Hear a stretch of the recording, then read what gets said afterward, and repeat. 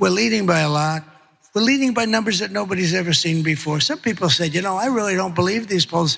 This is going to be a landslide. You're leading by numbers nobody's ever seen. The race is tied, you jackass, you deluded old cheese brain jackass. Let's say there are some polls where he's up, sure. You have 7 swing states. Harris is up in a good half of them, maybe more. He's up by others. The numbers no one has seen before? It's 1, and it's maybe 2 in Arizona. Those are the numbers no one's ever seen before. 1 and or 2. I don't know. I think people have seen those numbers. I think the cast of Sesame Street has seen those numbers. Those are not complex numbers. That's not, Intel just cracked the new primes or anything. It's 1 or 2. A storm is tearing up the digital media industry. Only our audience can save us in these difficult times. Help us reach our goal of 100,000 new members at tyt.com/team. But lies aside, we're going to talk about what is actually in the polls. And the polls have a combination of 2 things. One is going to be very frustrating to you if you're a normal sort of viewer, but there is some stuff that you might find quite enjoyable. So first of all, final New York Times Siena College poll leading up to the election. Maybe they'll do some polls after the election. That won't be as important. But you can see that the race is quite close. Now, they have right there for the breakdown of the different swing states. Pennsylvania, crucial Pennsylvania, is exactly tied at 48-48. Michigan is also tied as well. And then with the other states, you have, he's actually up by 4 in Arizona there. Okay, to be fair, that is a number no one has seen before. She's up by a couple points in Wisconsin. She's up by a couple points in North Carolina, which might explain why Donald Trump is campaigning there right now, by the way. Nevada, which Trump just said yesterday he thinks he can win. She's up by 3 points. I guess anything is possible. And so that's pretty much what you expect. The overall race is exactly tied in these polls. So nothing really to go with by there. But in the breakdown of the polls, it shows that Harris had her biggest advantages in a few groups. So younger voters under 30 years old, she's got a 16-point lead. White voters with college degrees, she has a 12-point lead. Black voters, 87-9.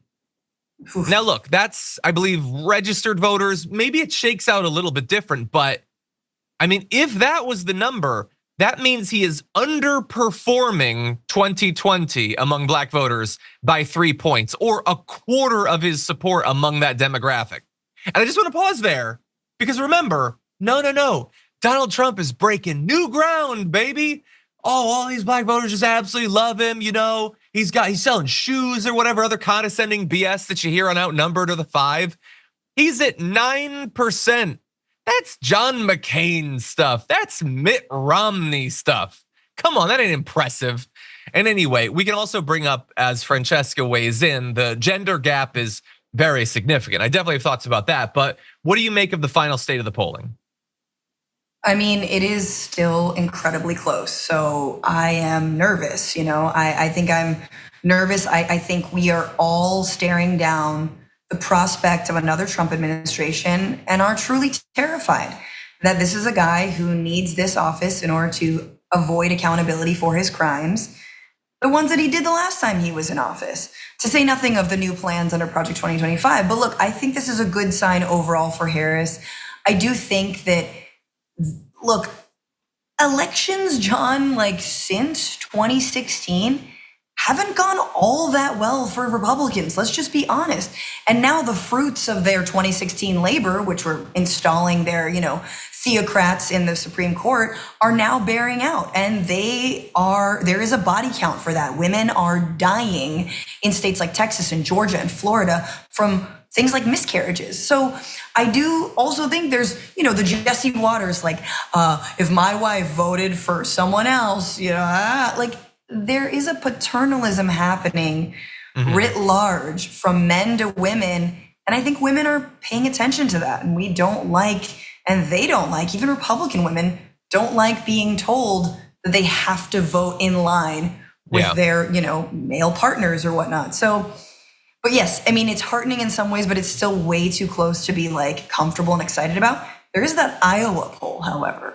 Yes, we will be definitely getting to the Iowa poll. Look, I will agree. Look, I would love it if overwhelming women voters are the thing that defeats Donald Trump. I mean, I wouldn't have it any other way. Just that is definitely the case. I will also say, and hey, I'm saying this so people can clip it out tomorrow and be like, oh, look at this lib or whatever.